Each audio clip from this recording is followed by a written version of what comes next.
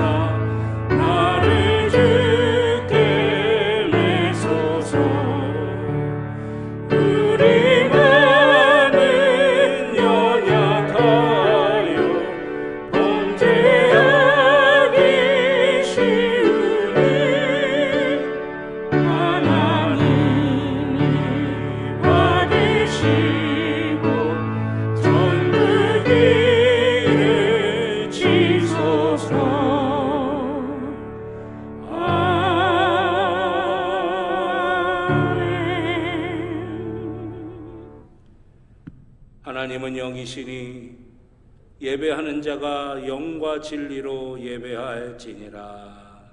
아멘.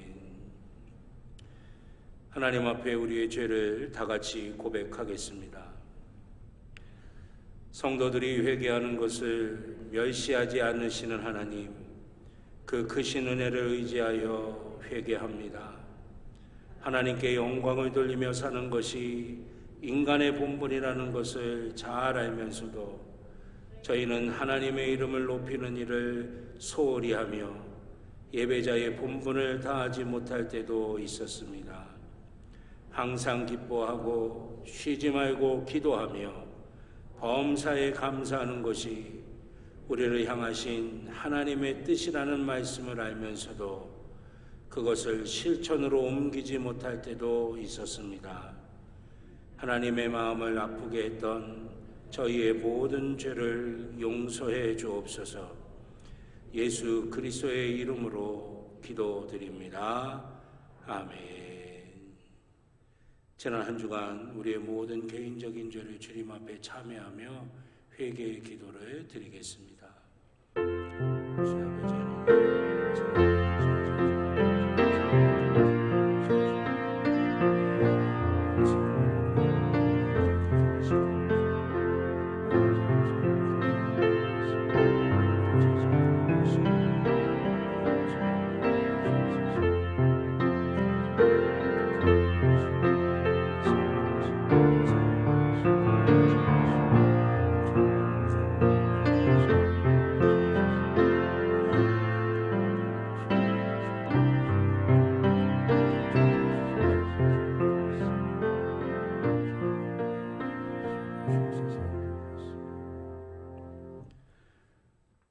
용서하시는 하나님의 말씀을 들으시기 바랍니다. 내 이름으로 일컫는 내 백성이 그들의 악한 길에서 떠나 스스로 낮추고 기도하여 내 얼굴을 찾으면 내가 하늘에서 듣고 그들의 죄를 사하고 그들의 땅을 고칠지라. 아멘. 교독문 53번 시편 121편 교독하겠습니다. 교독문 53번 시편 121편 교독하겠습니다. 내가 산을 향하여 눈을 들리라. 나의 도움이 어디서 올까?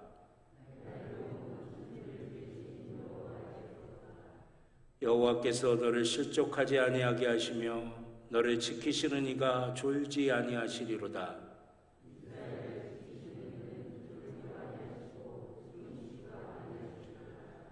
여호와는 너를 지키시는 이시라. 여호와께서 내 오른쪽에서 내 그늘이 되시나니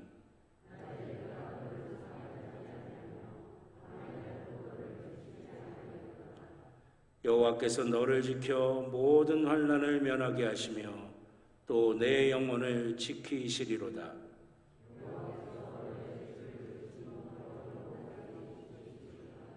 아멘. 사도신경으로 우리의 신앙을 고백하시겠습니다. 나는 전능하신 아버지 하나님 천지의 창조주를 믿습니다. 나는 그의 유일하신 아들 우리 주 예수 그리스도를 믿습니다. 그는 성령으로 잉태되어 동정녀 마리아에게서 나시고 본디오 빌라도에게 고난을 받아 십자가에 못 박혀 죽으시고 장사된 지 사흘 만에 죽은 자 가운데서 다시 살아나셨으며 하늘에 오르시어 전능하신 아버지 하나님 우편에 앉아 계시다가 거기로부터 살아있는 자와 죽은 자를 심판하러 오십니다. 나는 성령을 믿으며 거룩한 공교회와 성도의 교제와 죄를 용서받는 것과 몸의 부활과 영생을 믿습니다. 아멘.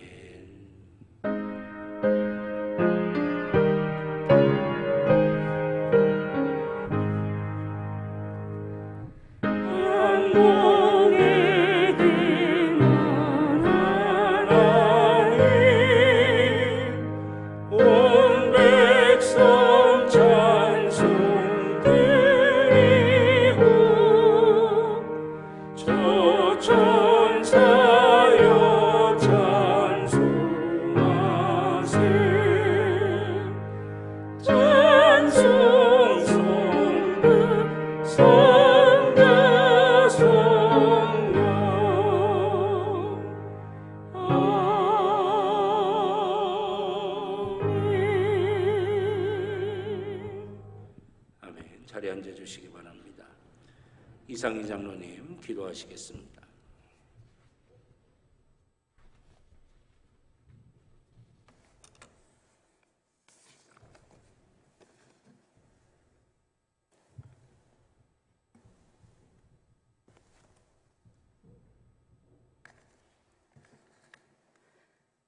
저희들이 생사화복을 주관하시는 거룩하신 하나님 아버지, 감사와 찬양을 올려드립니다. 오늘 복된 주님의 날에 저희 모두를 예배의 자리, 말씀이 선포되는 복된 자리로 인도해 주심에 더욱 감사합니다.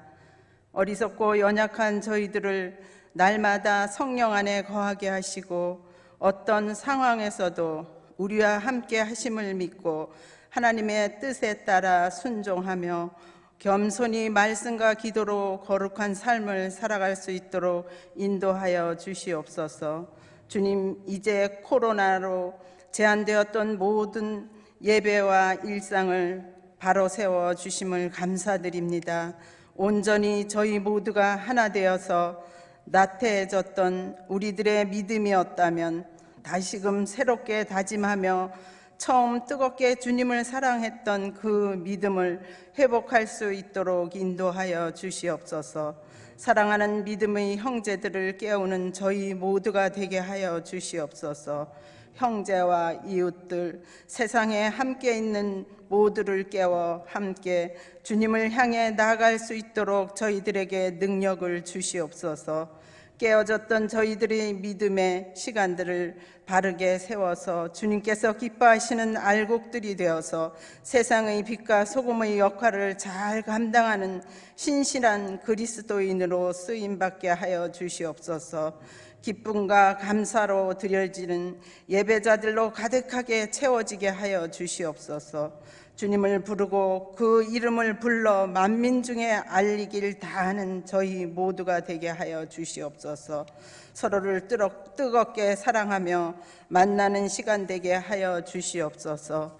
오늘도 저희 모두를 위해 세워주신 담임 목사님께서 두려워하지 말란 말씀을 전해주실 때 은혜 받고 새롭게 변화되는 저희 모두가 되어서 하나님을 기쁘게 시게 우리의 공동체가 아름답고 감사가 넘치는 교회로 세워주시옵소서. 날마다 예배의 자리를 사모하며 모이기를 다하는 성숙한 성도님들로 차고 넘치게 하여 주시옵소서. 한 주간도 더욱 뜨겁게 기도하여 사랑으로 모두가 만날 수 있는 전도주의를 맞이하게 하시는 주님의 은혜를 기대하며 거룩하신 예수님의 이름으로 감사하며 기도드렸습니다. 아멘.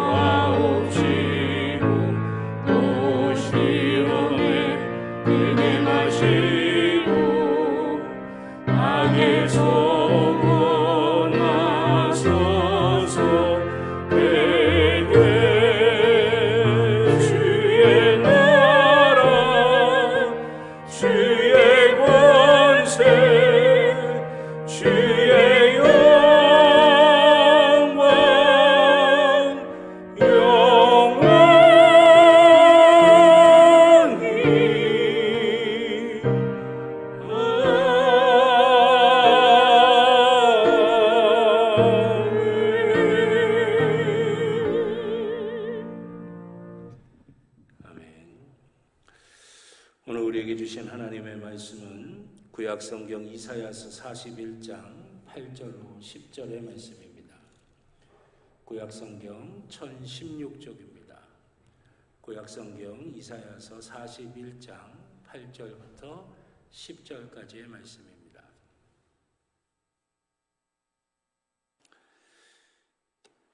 구약성경 이사야서 41장 8절부터 10절까지 제가 한 절 여러분들이 한 절 교독하시고 마지막 10절은 한 목소리로 함께 봉독하겠습니다. 그러나 나의 종도 이스라엘아, 내가 택한 야곱아, 나의 봇 아브라함의 자손아,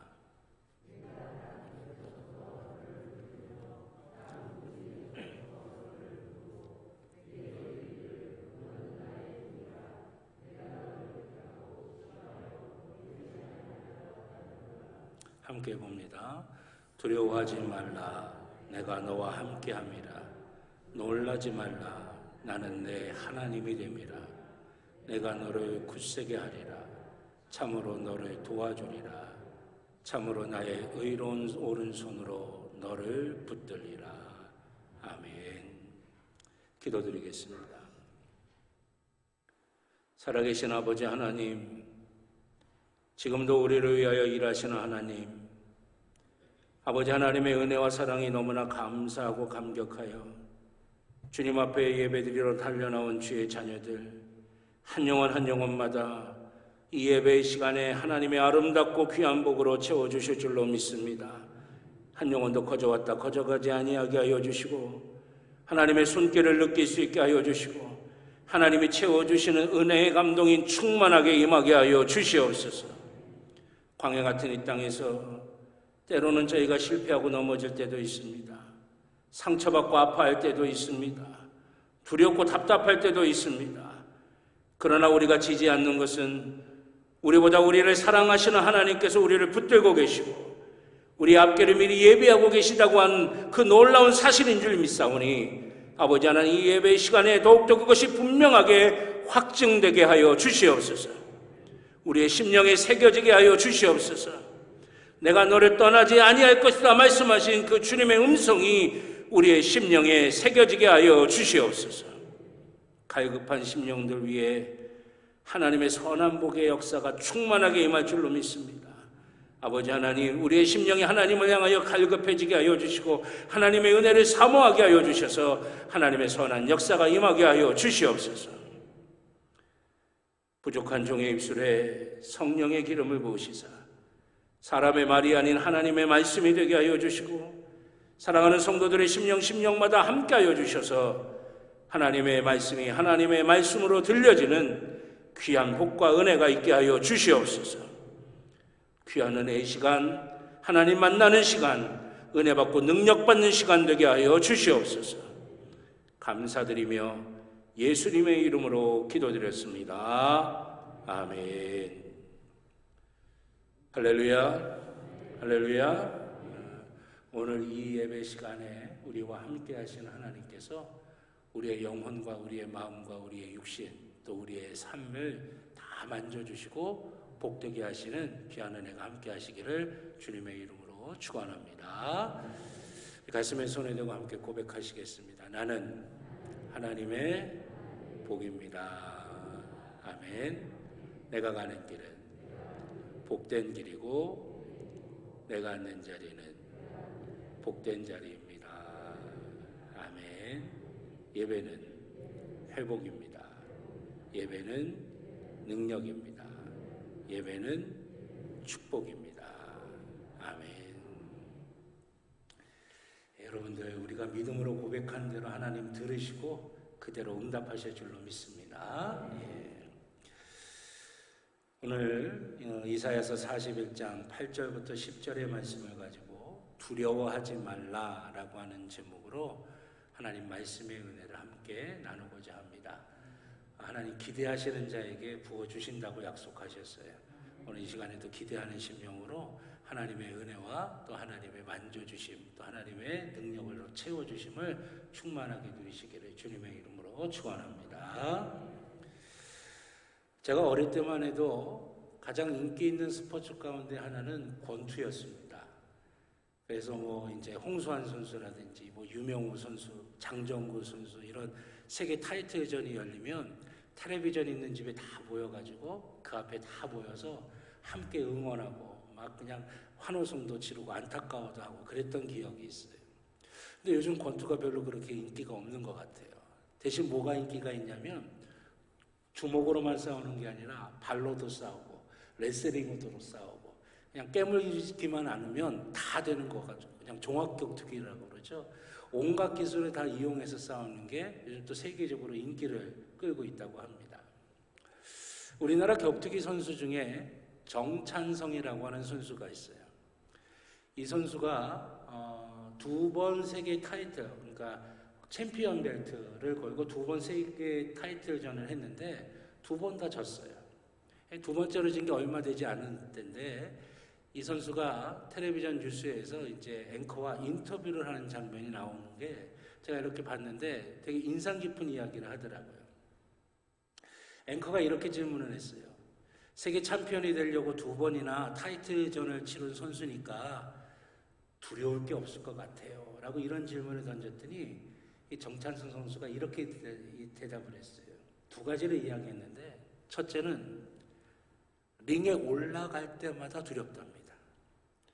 게임을 하려고, 시합을 하려고 링에 올라갈 때마다 죽을 것 같이 두렵대요. 상대방이 아무리 약한 선수라도 링에 올라가는 그 순간에는 정말 두렵다는 거예요. 두 번째로 이야기했는데, 두 번째 챔피언을 놓고 이제 세계 타이틀 매치를 하고 나서 졌을 때 그 링에 이렇게 쭈그러서 앉아가지고 이제는 내 능력이나 내 힘 가지고는 도저히 내가 챔피언이 될 수 없는 게 아닐까. 나는 이제 여기서 꿈을 졌고 여기서 이제 마무리를 해야 되는 게 아닐까. 나는 여기까지가 아닌가? 라고 하는 그 생각 때문에 두려워서 그 링 위에서 펑펑 울었다고 하는 거예요. 여러분, 세계에서 제일 격투기를 잘한다고 하는 그 타이틀, 그걸 거두려고 이제 챔피언 배틀을 놓고 그 시합을 했던 그 선수가 펑펑 울 정도로 나는 이제 내 능력하고는 내가 챔피언이 될 수 없는 거 아닌가? 라고 하는 그 생각 때문에 그렇게 울 정도로 두려워했다라고 하는 거예요. 그 선수만 그랬겠습니까? 우리가 우리의 일상을 살아가면서 얼마나 우리를 두렵게 만들고 무섭게 만들고 걱정스럽게 만드는 일들이 얼마나 많이 있어요. 뭔가 목표를 가지고 일을 계획하고 추진했는데 그것이 잘 안 될까 봐 두려워합니다. 또 직장에서 내가 언제 어떻게 될지 몰라서 우리는 두려워하기도 해요. 사업을 하시는 분들은 그 사업이 지금은 잘 되는 것 같지만 또 언제 어떻게 될지 몰라서 늘 걱정이고 두려운 것이에요. 때로는 우리의 건강 때문에 두려워하기도 합니다. 때로는 자녀 때문에 두려워하기도 해요. 때로는 가족들 관계 때문에 두려워하기도 하고 때로는 여러 모양으로 두려워하고 힘들어합니다. 그런데 여러분, 이 두려움이 우리에게 심각한 영향을 끼치고 있다는 사실을 여러분 아십니까? 두려움은요, 그냥 두려움으로 끝나지 않고 우리에게 큰 영향을 끼쳐요. 첫째가 어떤 거냐? 두려움은 우리의 능력을 저하시킨다고 하는 것입니다. 제가 일전에도 말씀드렸듯이 야생동물들이 그 밤에 자동차의 길에서 치여서 죽게 되는 로드킬이라고 하는 것이 있어요. 야생동물들이 얼마나 재빠릅니까? 얼마나 민첩해요. 또 얼마나 예민합니까? 바스락 소리만 나도 그냥 확 하고 뛰어가잖아요. 그렇게 빠르고 민첩하고 예민한 야생동물이 그 자동차의 불빛을 자기를 잡아먹으러 달려오는 거대한 포식자로 여기니까 아무것도 하지 못하는 거예요. 빨리 달릴 수 있는 능력도, 예민하게 반응할 수 있는 청각도, 높이 뛰어오를 수 있는 능력도 아무짝에 쓸모없이 발이 딱 굳어가지고 그 도로에 가만히 아무것도 못하고 서 있다가 차에 치여 죽게 되는 거예요. 운동선수들도 시합하기 전에 기싸움을 합니다. 막 눈싸움도 하고요. 막 그래요. 왜 그런지 아십니까? 괜히 하는 게 아니에요. 자기가 두려움에 집어삼켜지지 않으려고 그런 거예요. 두려움에 집어삼켜졌다가는 자기에게 있는 능력을 다 발휘하지 못하니까 그렇게 하지 않으려고 하는 거예요. 저도 예전에 씨름이라고 하는 운동을 했는데, 씨름이라고 하는 운동은 삿발 싸움을 합니다. 무릎 꿇고 앉아가지고 삿발을 잡는 거예요. 그 삿발을 잡는 이유가 뭐냐면 유리한 위치를, 그 삿발의 유리한 위치를 잡으려고 하는 것도 있지만 삿발을 잡다 보면 상대방의 힘, 상대방의 능력이 어느 정도인지를 느껴지게 되거든요. 그러니까 상대방에게 내가 이런 능력이 있어, 이런 힘이 있어 라고 하는 온 힘을 다해서 삿발을 잡아요. 얼마나 그 삿발을 세게 잡는지 나중에 시합이 끝나고 나면 허벅지에 멍이 들 정도로 그렇게 삿발을 잡습니다. 삿발을 하도 당기니까. 나 이만큼 힘 있어. 왜 그러냐? 상대방에게 두려움을 심어주려고 그러는 거예요. 상대방이 나보다 힘이 좋구나. 상대방이 나보다 능력이 있구나. 이런 마음의 두려움이 확 들어오게 되면 가지고 있는 기술도 제대로 못 쓰니까 상대방을 주눅들게 만들려고 자기 힘을 과시하려고 삿발을 있는 힘껏 잡아당기는 거예요. 기싸움에서 지면 다 지니까 두려움지 않으려고, 무섭지 않으려고 그러는 거예요. 이스라엘 민족이 애굽에서 탈출해서 약속의 땅에 이르렀을 때 정탐꾼을 보냅니다. 12명의 정탐꾼을 보내는데 2명은 와서 긍정적인 보고를 하지만 10명의 정탐꾼은 부정적인 보고를 해요. 야, 그 나라 사람들은 얼마나 기골이 장성한지 다 거인이야. 그 나라 군대들은 엄청나.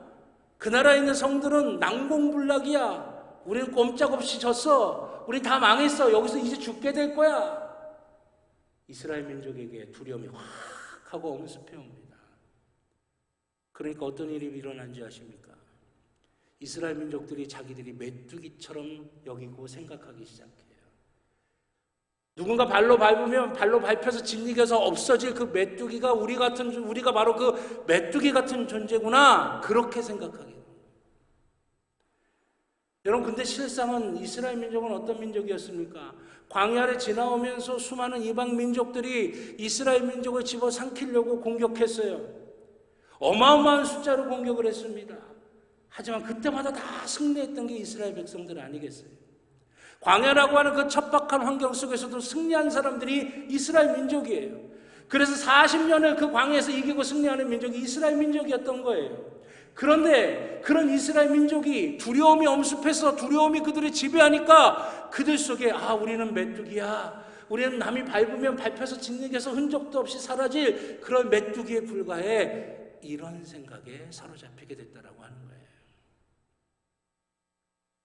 둘째로 두려움은 우리 속에 평안을 잃어버리게 만듭니다.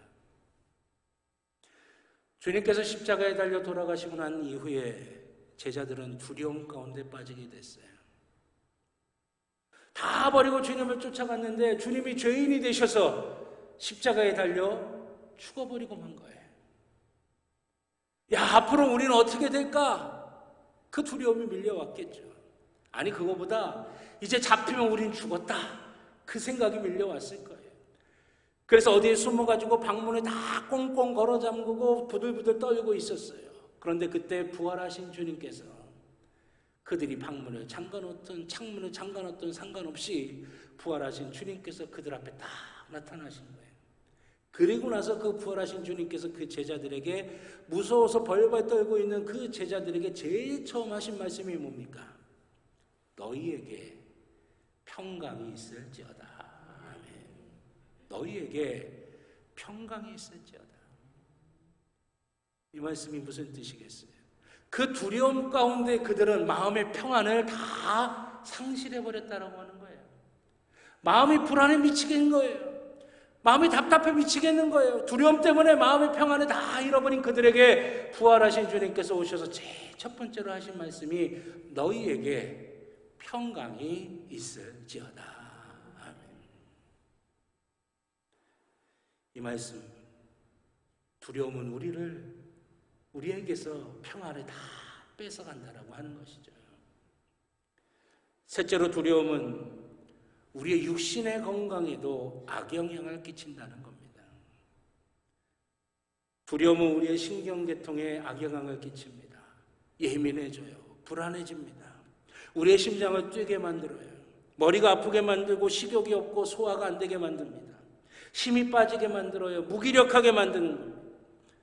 여러분, 의학에서 저혈당 증세라고 하는 게 있어요.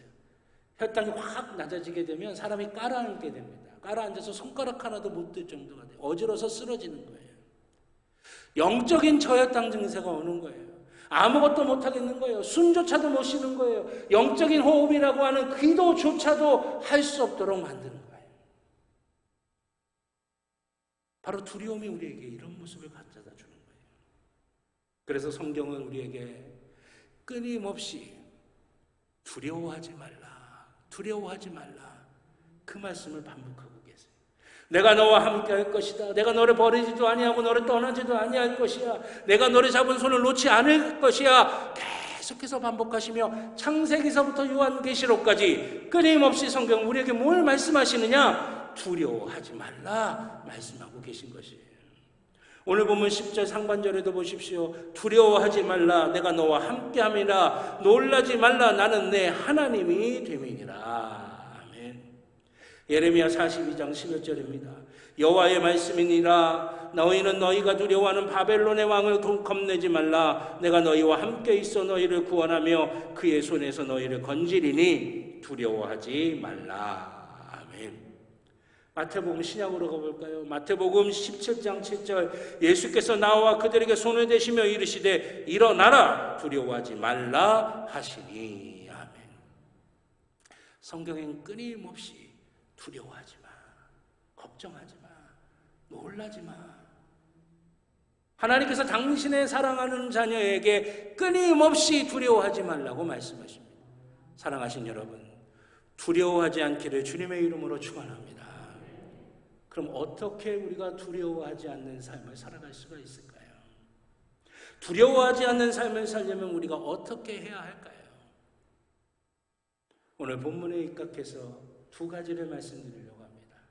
그 첫째는 우리를 부르시는 주님의 음성을 우리가 듣고 그 주님의 음성에 우리가 응답할 수 있어야 한다라고 하는 것이에요. 오늘 본문 8절의 말씀으로 갑니다. 그러나 나의 종로 이스라엘아, 내가 택한 야곱아, 나의 본 아브라함의 자손아. 하나님께서 이스라엘을 부르시고 계신 것이에요.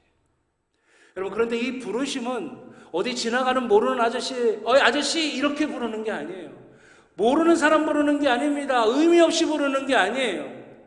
오늘 이 본문에 나와 있는 이 부르심은 특별한 부르심이라고 하는 것이에요. 특별한 부르심. 오늘 8절 다시 한번 봅니다. 나의 종 너 이스라엘아. 하나님께서 나의 종이라고 하는 거예요. 너 내 거야 라고 말씀하고 계신 것이에요. 내가 택한 야곱아, 하나님이 택하셨다라고 하는 것이에요. 나의 본 아브라함의 자손, 아브라함을 너무너무 사랑하신 하나님, 아브라함에게 감추지 아니하신 하나님, 아브라함을 친구처럼 여기신 하나님의 그 하나님의 사랑이 아브라함의 자손인 우리에게, 믿음의 자손인 우리에게도 동일하게 말씀하고 있는 것이에요. 여러분, 내가 사랑하는 사람의 자녀들 돌아보면 얼마나 사랑스럽습니까? 얼마나 귀합니까? 마찬가지예요. 하나님께서 우리를 그렇게 사랑하신다라고 하는 것이에요. 여러분, 오늘 이사야서 41장에 나오는 이스라엘은요, 볼품없는 상태였어요. 하나님 앞에 불순종하고 죄를 짓다가 하나님의 심판을 받아가지고 다른 나라와의 전쟁에서 져가지고 식민지가 돼버리고 만 거예요. 있는 것 없는 것 다 빼앗겼어요. 수많은 사람들이 다 죽었어요. 많은 사람들이 포로로 끌려가서 식민지 백성처럼 죄의 종으로 살아가고 있는 거예요. 이스라엘 남겨진 사람들도 찢어지게 가난하게 너무나 힘들게 살아가고 있는 거예요. 그러나 그래도 하나님은 아랑곳 없이 그들을 특별하게 부르십니다. 하나님께서 우리가 뭐가 있어서 특별하게 부르시는 게 아니에요. 우리가 남들보다 특출나서 특별하게 부르시는 게 아니에요. 하나님의 마음에 쏙 들게 잘해서 우리를 특별하게 부르시는 게 아니에요. 우리가 연약해도, 우리가 부족해도, 남들보다 뒤처져도, 우리가 혹여 실수하고 죄를 범해도 하나님 예의 싫어 하고 버리시는 게 아니라 그런 우리도 하나님께서는 버리지 아니하시고 우리를 부르신다라고 하는 것이에요. 에덴 동산에서 불순종의 죄 가운데 있었던 아담과 하와, 하나님이 부르셨어요. 이세벨의 위협에 도망가서는 노랫나무 아래서 차라리 죽여달라고 투덜거리며 떼쓰는 엘리야, 하나님이 찾아오셔서 너 지금 여기서 뭐하니? 라고 하며 그를 부르셨어요. 사명이고 예수님 따라다니는 거고 뭐고 다 집어던지고 물고기나 잡아야 되겠다 하고 갔던 그 베드로에게 주님, 부활하신 주님께서 찾아오셔서 사명을 회복시키시고 하나님의 능력을 그에게 부어주셔서 위대한 제자가 되도록 만들어주셨어요. 여러분, 우리는 우리를 부르시는 그 주님의 부르심을 들을 수 있어야 됩니다. 들으실 수 있기를 축원합니다. 듣는 것에서만 머무는 게 아니라 응답할 수 있어야 돼요. 주님의 그 부르심에 응답할 수 있는 우리가 되기를 주님의 이름으로 축원합니다. 그럼 어떻게 그 주님의 부르심을 들을 수 있고 그 주님의 부르심에 응답할 수 있을까? 딱 하나예요. 간절함입니다. 간절함이 있을 때 우리는 주님의 부르심을 들을 수 있고 그 주님의 부르심에 응답할 수 있다라고 하는 것이에요. 여러분, 우리가 신앙생활하면서 간절함을 상실하면은요, 생명력을 상실한 것과 마찬가지예요. 신앙생활의 생명력은 어디에서 나오느냐? 간절함에서 나오는 거예요.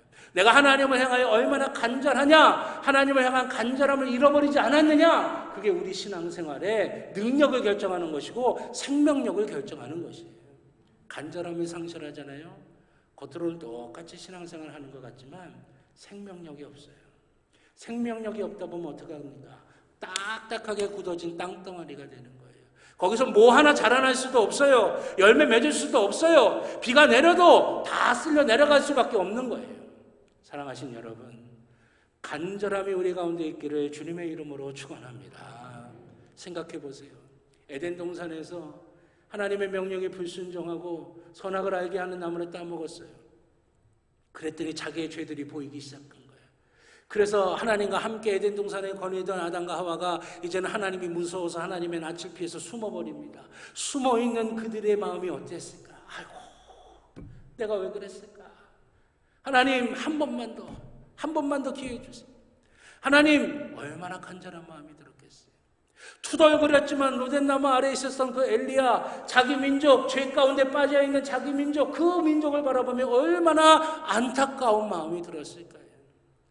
베드로는요, 물고기를 잡고 있었지만 주님이시라고 하는 사실을 깨달으니까 옷도 제대로 입지 못한 채 바닷물에 풍덩 들어가서 주님께로 가겠다고 그 바다에서 허우적거리고 있었던 거예요. 우리가 주님의 음성을 들을 수 있는 방법, 그 주님의 음성에 응답할 수 있는 방법, 간절함이라고 하는 것이에요. 우리의 신앙생활의 생명력은 간절함에서 나오는 것입니다. 여러분, 광야에서 길을 잃는 양이 간절하게 목자의 음성을 찾을 때 목자가 부르는 그 소리를 들을 수 있고 그 소리에 응답할 수 있어서 살 길이 열리는 것처럼 광야 같은 인생의 한가운데를 지나가는 우리가 두려워해야 할 일들이 수많이 많이 있고 사단이 지금도 우리를 두렵게 만들지만, 그러나 우리가 간절함으로 주님의 음성을 듣고 주님의 음성에 응답할 수 있다고 한다면 우리에게 살 길이 열릴 줄로 믿습니다. 두려움을 이기는 길이 열릴 줄로 믿습니다. 두 번째는 하나님과 함께 해야 한다는 것이에요. 오늘 보면 9절에 보십시오. 내가 땅 끝에서부터 너를 붙들며 땅 모퉁이에서부터 너를 부르고 내게 이르기를 너는 나의 종이라 내가 너를 택하고 싫어하여 버리지 아니하였다 하였노라. 아멘. 땅 끝이 어디일까요? 땅 끝. 야, 여기 가면 내 마음대로 하겠지.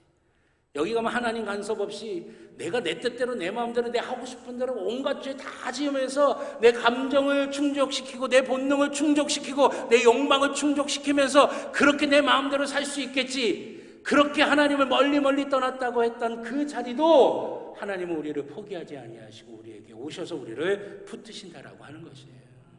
땅 모퉁이가 어디예요? 실패하고 그래서 상처받고 아이고 이제 나는 끝났다. 나는 이제 끝장났어. 나는 이제 망했어. 난 더 이상 소망이 없어 하는 그 자리도, 세상 사람들이 다 나를 향해 등 돌렸던 그 자리도 하나님은 찾아오셔서 나를 부르고 계시다라고 하는 것이에요. 어디를 가든지 나를 붙들어 주시는 거예요. 땅 끝에서도 땅 모퉁이에서도 모든 소망을 상실한 절망의 자리에서도 헤어나올 수 없을 것 같았던 그 죄의 자리에서도 하나님은 우리를 포기할 수 없어서 우리를 붙드시고 우리를 부르신다라고 하는 것입니다. 기쁜 순간에도 슬픈 순간에도 건강할 때도 몸에 병이 들었을 때도 잘 나갈 때도 그렇지 못했을 때도 하나님은 불꽃 같은 눈동자로 우리를 바라보고 계시고 우리를 붙들고 계시는 것이에요. 야곱이 형 에서를 피해 도망가 있을 때도 하나님이 함께 하셨습니다. 그래서 그 야곱은 돌아올 수가 있었던 거예요. 이스라엘 백성이 애굽에 있을 때도 광야에 있을 때도 하나님 함께 하셨어요. 그래서 그들은 약속의 땅에 들어갈 수가 있었던 것입니다. 사랑하신 여러분, 하나님과 함께 하시기를 주님의 이름으로 축원합니다. 그러면 어떻게 해야 하나님과 함께 할 수 있겠습니까? 하나님과 마음이 맞아야 된다라고 하는 거예요. 마음이 맞지 않는데 어떻게 함께 할 수 있겠어요? 하나님과 우리의 마음이 맞아 떨어져야 된다라고 하는 것입니다. 그럼 하나님과 우리의 마음이 맞아떨어지려면 어떻게 해야 되겠습니까? 우리 안에 하나님의 자리를 차지하고 있는 우상들을 내몰아야 된다라고 하는 것이에요. 우리의 마음과 우리의 생각, 우리의 영혼, 그 안에 웅크리고 앉아서 하나님의 자리를 차지하고 있는 우상을 내몰아야 된다라고 하는 것입니다. 우상은 돌이나 나무로 조각한 것만 우상이 아닙니다. 때로는 세상의 문화가 우상이 될 수가 있어요. 세상의 트렌드, 유행이 우상이 될 수도 있어요. 내가 간절하게 소망하는 것이 우상이 될 수도 있어요. 세상 사람들이 다 좋다고 하는 것이 우상이 될 수도 있어요. 여러분, 그게 나쁘다는 게 아닙니다. 하나님 없이 그것만 바라보는 게 나쁜 거예요. 그것이 하나님의 자리를 차지하고 있는 게 나쁜 거예요. 하나님 없이 그것만 바라보고 그걸 많이 가졌다고 복이 되는 게 아니더라고요. 하나님 없는 물질은 유혹의 도구가 됩니다. 하나님 없는 권력은요, 마음대로 하다 보면 죄를 짓기 쉬워요. 하나님 없는 쾌락은요, 그게 진짜 쾌락이 될 수가 없어요. 여러분, 하나님이 있을 때 우리의 마음이 즐겁고 기쁘고, 또 우리가 원하는 것이 이루어지고, 또 우리가 많은 것을 소유하고, 우리가 높은 자리에 올라가고 영향력을 끼칠 수 있는 것, 그게 진짜 복이 된다라고 하는 것이죠. 그러게 여러분, 그러한 것들이 하나님의 자리를 꿰차고 있으면 우상이 되어버릴 수밖에 없는 것이에요. 이 우상으로부터 떠나야 한다라고 하는 것입니다. 지금 이 세상이 어떤 세상입니까? 어떤 책에서 지금의 세상은 우상을 섬기는 세상이다, 그렇게 표현했어요. 하나님이 아닌 것을 하나님처럼 생각하고, 하나님에게 숭배해야 될 사람들이 하나님이 아닌 다른 것을 숭배하며 살아가고 있다라고 하는 것입니다.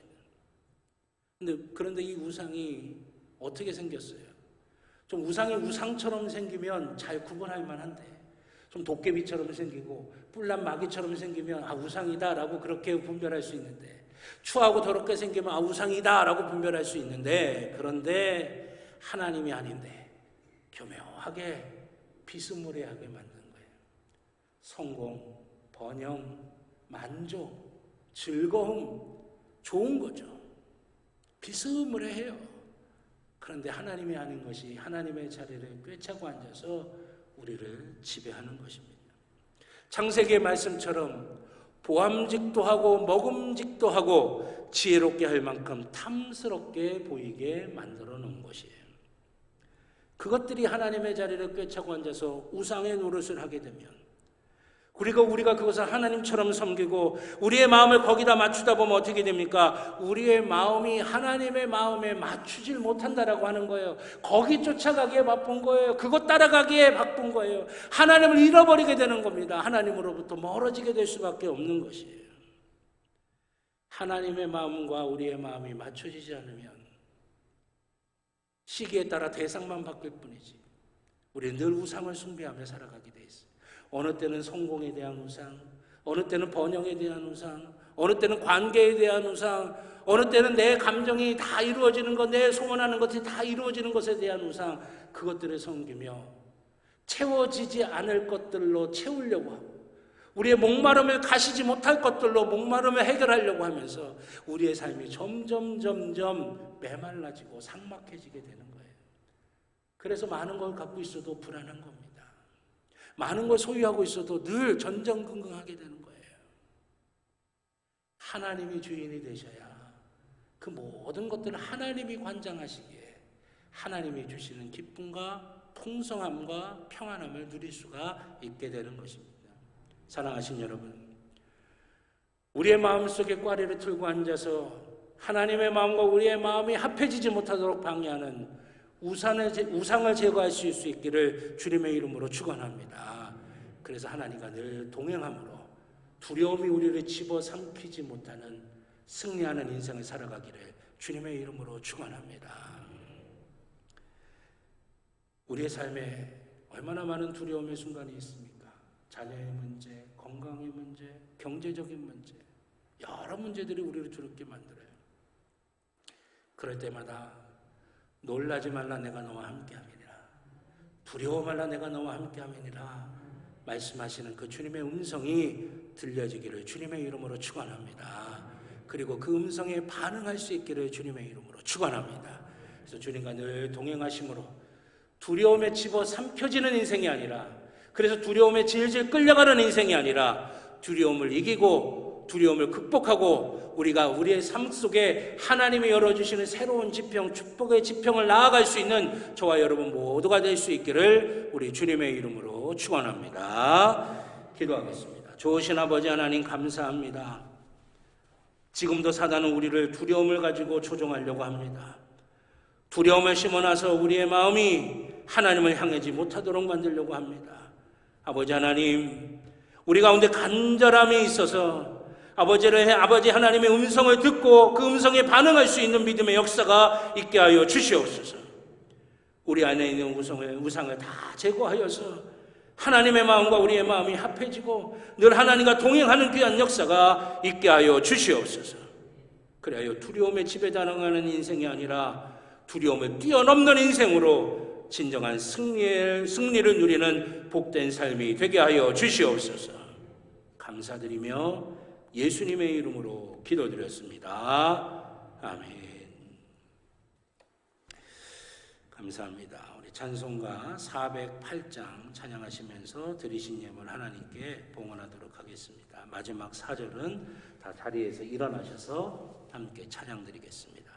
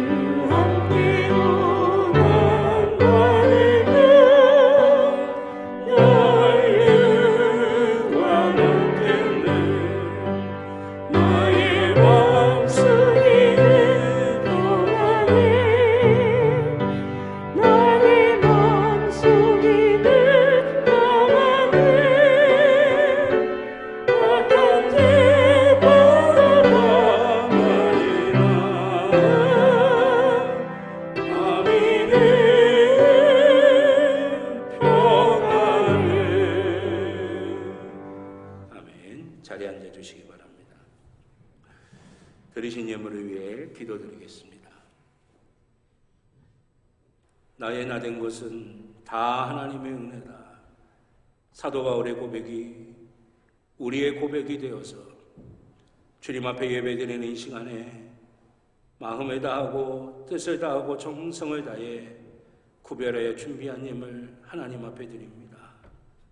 죽을 수밖에 없는 죄인들 구원하여 주신 것도 감사하고 아무것도 없는 우리에게 하나님의 은혜를 더하여 주셔서 영생의 소망과 천국의 소망을 주신 것도 감사하고 때마다 시마다 아버지 하나님의 은혜의 손길로 우리를 어루만져 주셔서 광야 같은 이 땅의 삶에서 외롭지 않고 두렵지 않고 부족함 없이 살아가도록 인도하여 주신 것 감사한 마음으로 주님 앞에 예물을 드립니다.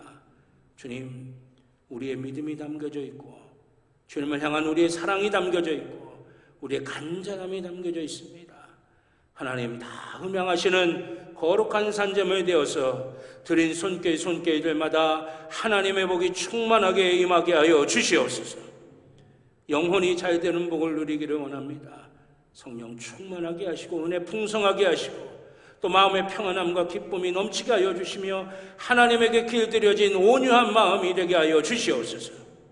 또한 육신 또한 붙들어 주셔서 약한 부분이 있다면 강해지게 하여 주시고 혹여라도 병든 부분이 있다면 고쳐지게 하여 주시옵소서. 우리의 가정 위에 우리의 자녀 위에 땀 흘려 일하는 일터 위에 삶의 모든 순간들 위에 하나님의 은혜가 충만하게 임하게 하여 주시옵소서. 예물이 쓰여지는 것을 기억하여 주셔서 어두운 곳에 밝은 빛이 되게 하여 주시고 상처가 있는 곳에 치유와 회복이 되게 하여 주시며 다툼이 있는 곳에 화해와 일치가 되게 하여 주시옵소서. 아파하는 곳 위로의 손길이 되게 하여 주시고 하나님의 뜻이 이루어지는 하나님 나라 세워가는 데에 귀하게 쓰임받게 하여 주시옵소서. 감사드리며 예수님의 이름으로 기도드렸습니다. 아멘. 감사합니다. 교회 소식 몇 가지 말씀드리겠습니다. 주보 교회 소식란을 참조해 주시기를 바라겠습니다. 예배당에서는 개인 방역과 교회에서 진행하는 방역 지침에 철저히 따라 주시기를 바라겠고요. 방역 지침에 따른 6월 예배 안내 주보에 나와 있습니다. 확인해 주시기를 바라겠습니다. 이번 주 오후 예배 사회는 백태규 장로님, 기도는 전봉진 권사님, 다음 주 오후 예배 사회는 이금영 권사님, 기도는 이순복 권사님이십니다. 기도하시면서 준비하실 수 있길 바라겠습니다.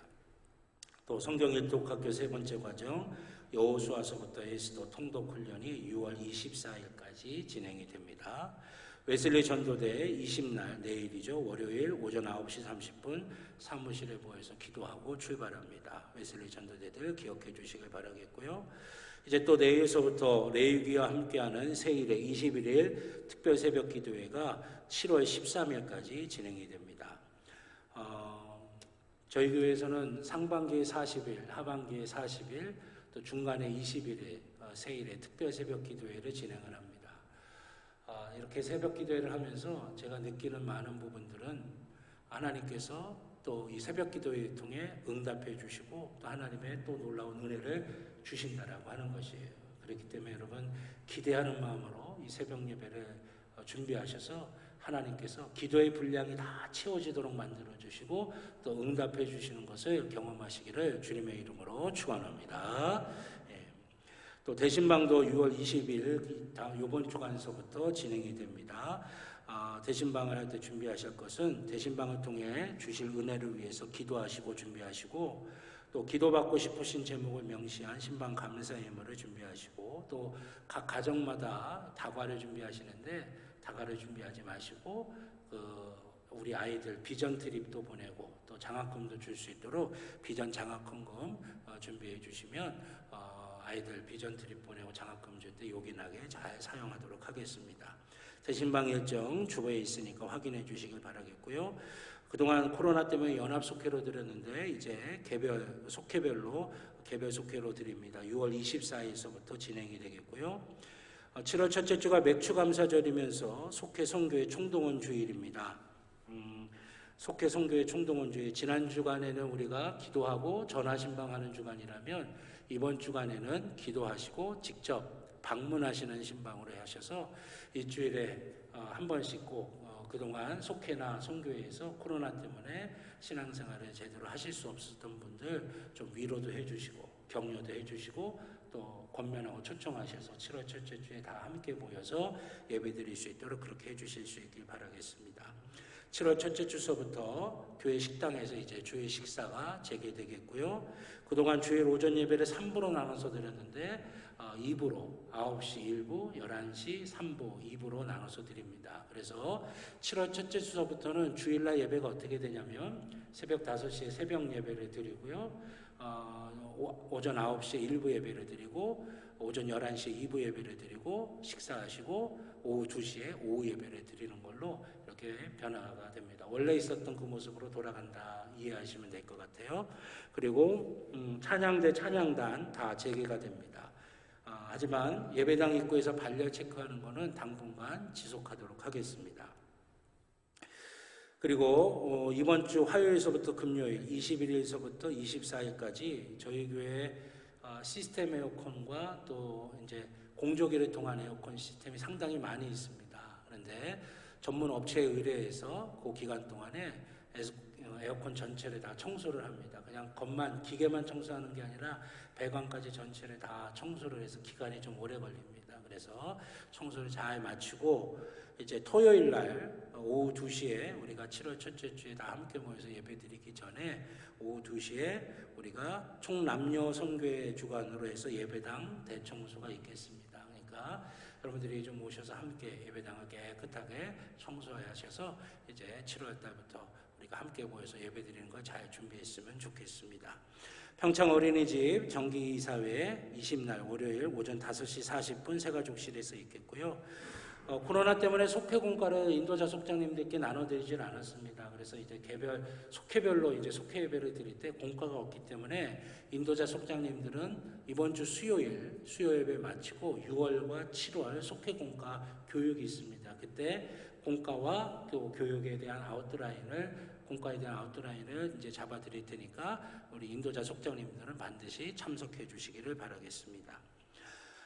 또 우리 이번에 당선되신 심재국 군수님께서 이제 업무 인수의 바쁜 과정 가운데도 오늘 감사의 마음을 전하시기 위해 오늘 우리 예배에 함께 참여하셨습니다. 우리 앞으로 4년 동안 저희 평창군 군정을 맡아서 잘 이끌어 가실 우리 군수님 이제 인사하실 텐데 먼저 앞으로 잠깐 나오실까요? 네. 박수로 환영해 주셨으면 좋겠습니다. 감사 인사 말씀으로 나오셨으니까 잠깐 감사 말씀 좀 말씀해 주시죠. 예.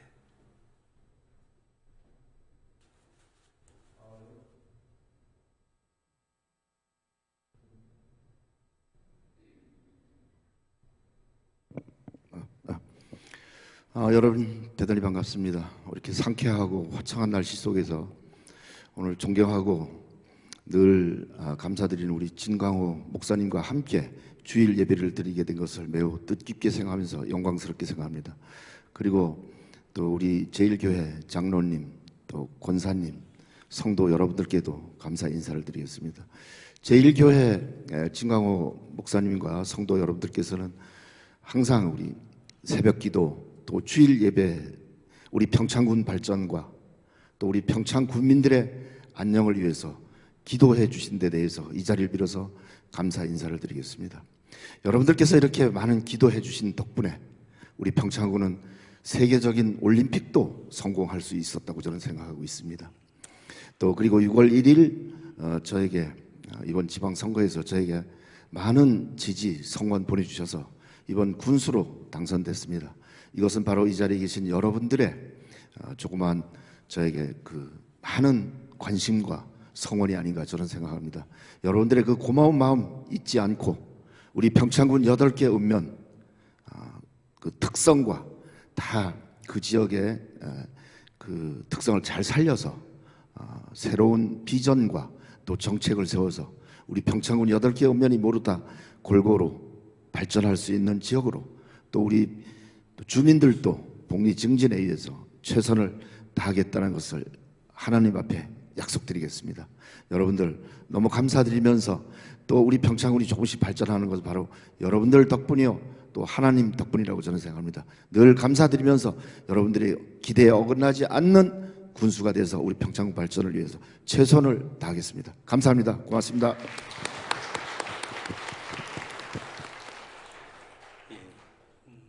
늘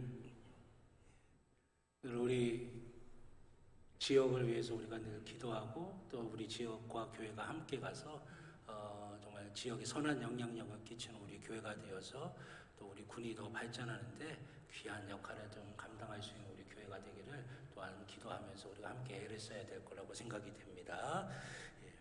우리 이학봉 집사님께서 행정안전부 장관상을 수상하셨습니다. 9시 2부 예배에 참석하셔서 그때 인사를 드렸는데 여러분들 만나시면 축하의 말씀해 주실 수 있길 바라겠고요. 이번 주 재단미화는 윤정혜 권사님 가정에서 범사에 감사의 제목으로 헌물하셨습니다. 귀한 가정을 위해서도 축복하시며 기도해 주시기를 바라겠습니다. 우리 옆에 있는 분들하고 한 번 더 인사하실까요? 한 주간도 승리하시길 바랍니다 하시면서 한 주간도 승리하시길 바랍니다.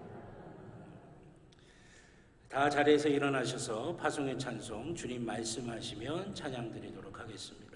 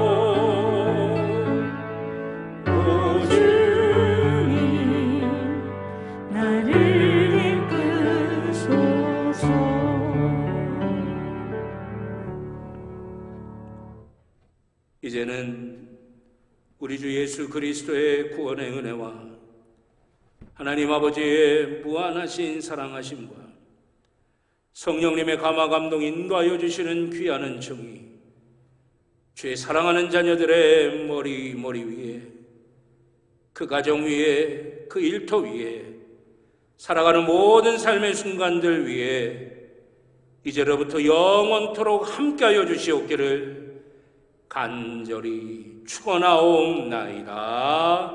아멘.